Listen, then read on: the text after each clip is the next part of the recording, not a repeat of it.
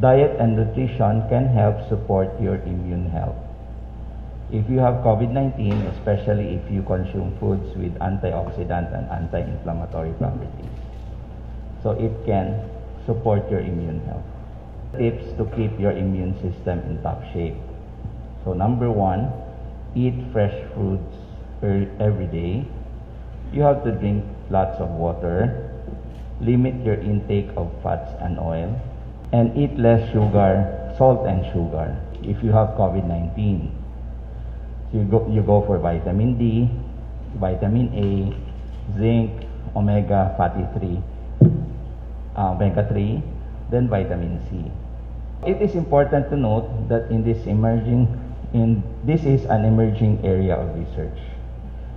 These foods won't prevent you from contracting the novel coronavirus or cure the disease, but they have been shown to support immune health.